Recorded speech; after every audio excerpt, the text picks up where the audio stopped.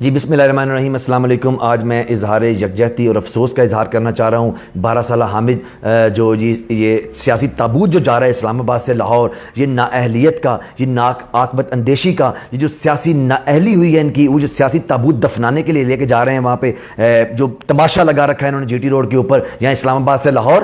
ہمیں آپ کے تماشے پہ اعتراض نہیں تھا، لیکن آپ نے معصوم لوگوں کی جان لینا شروع کر دی ہے، اور بڑا مجھے افسوس ہے۔ My thoughts and my prayers with the victims and the families. لیکن جو اس میں سب سے بڑی دکھ کی بات ہے، جو اتنی تکلیف کی بات ہے، جو ایک اتنی بغیرتی کی اور اتنی تضحیک امیز گفتگو کی ہے، وہ خواجہ سعد رفیق کو جو رینٹے داماد ہیں ان کا کیپٹن صفدر اس نے کی ہے۔ سعد رفیق نے کہا کہ یہ ہمارے مشن کا پہلا شہید ہے حامد۔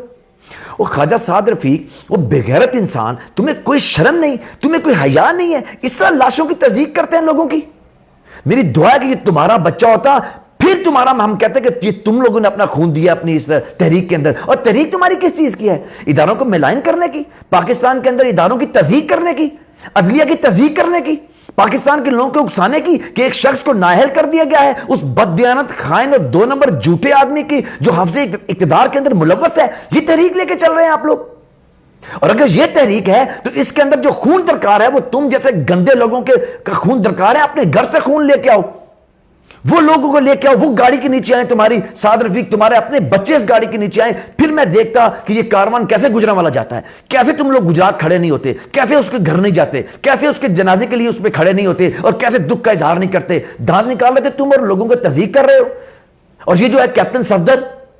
جس کی نہ کوئی عزت ہے نہ کوئی اس کا وقار ہے، اس نے اتنا مجروح انسان ہے جس کو نواز شریف گھر نہیں گھسنے دیتا، مریم اس کو گھر نہیں گھسنے دیتی، باپ اس کو مانتا کو نہیں وہاں پہ۔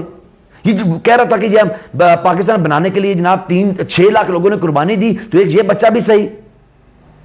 کاش کیپٹن صفدر یہ جنید تمہارا اپنا بیٹا ہوتا، یہ گاڑی کے نیچے آتا، پھر میں دیکھتا کہ تمہاری کس طرح چیخیں آسمان تک جاتی ہیں، پھر میں دیکھتا کہ نواز شریف کیسے گجرات کے اندر یہ اظہار افسوس نہیں کرتا کہ ہمارا بچہ گاڑی کے نیچے آ گیا، پھر میں دیکھتا مریم کیسے اسلام آباد کا اپنا میڈیا سیل چھوڑ کے وہاں گجرات میں بھاگی جاتی، پھر میں دیکھتا کیسے تمہارا یہ بغیرتی کا، ڈٹائی کا، 2 نمبری کا اور پاکستان کے اداروں کو ملائن کرنے کا، حفظ اقتدار کے اندر یہ جو تم مارچ کر رہے ہو کیسے نہیں رکتا۔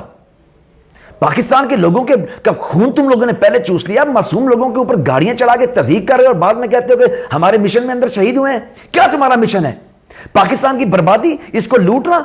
اس سے پیسے منی لانڈرنگ کر کے باہر لے جانا، اور پاکستان کی عدالتوں کی سپریم کورٹ کے وکٹم ہوئے شخص کو، جس کو سینٹینس ہوا ہے، نااہل قرار دے دیا ہے، اس کو یہ کہنا کہ آؤ سڑکوں پہ جا کے لوگوں کو اکساتے پھرو۔